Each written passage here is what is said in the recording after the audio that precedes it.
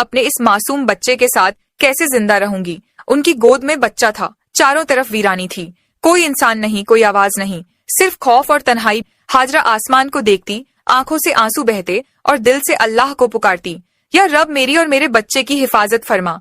मैं एक कमजोर औरत हूँ, इस वीरान इलाके में मेरा कोई मददगार नहीं है। उनके पास एक घड़ा था जिसमें थोड़ा सा पानी था, उसी पानी को वह खुद भी पीती और अपने बच्चे को भी पिलाती। मगर 3 दिन में पानी खत्म हो गया। अब वह परेशान हो गई, अब मेरे बच्चे को पानी कहाँ से मिलेगा। उन्हें पहले से ही मालूम था कि आसपास पानी का कोई नाम और निशान नहीं है, मगर क्या वो अपने प्यारे इस्माइल को प्यास से तड़पते हुए देख सकती थी? हरगिज नहीं। इसलिए उम्मीद का दामन थामे अपने बच्चे को जमीन पर लिटाया और सफा पहाड़ पर चढ़ गई। शायद ऊपर से कोई पानी नजर आ जाए, मगर कुछ भी नजर न आया।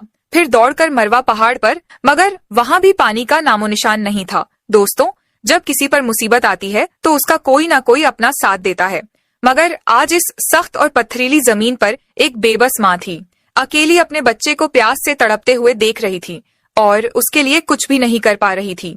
बीवी हाजरा की आंखों में आंसू थे, वो इधर उधर दौड़ रही थी। शायद एक कतरा पानी मिल जाए, शायद अपने प्यासे बच्चे को मौत से बचा सकूं, बस यही सोच थी। मगर हर तरफ सूखा ही सूखा था, ना कहीं पानी ना राहत। बीबी हाजरा मिस्र के बादशाह की बेटी थी, एक शहजादी जिसने बचपन महलों में गुजारा था।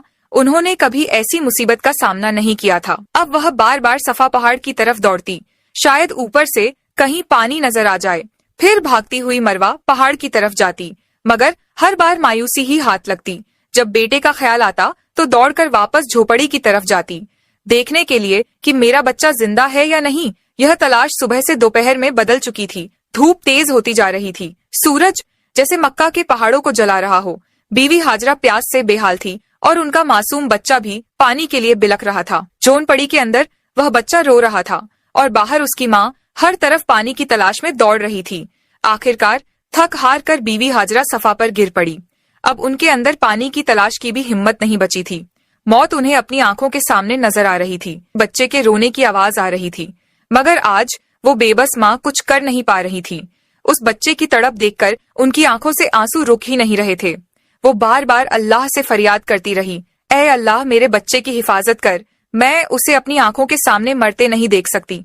मैं तो यहीं इस पहाड़ पर प्यास से मर जाऊंगी और मेरा बच्चा उस झोपड़ी में तड़प कर मर जाएगा।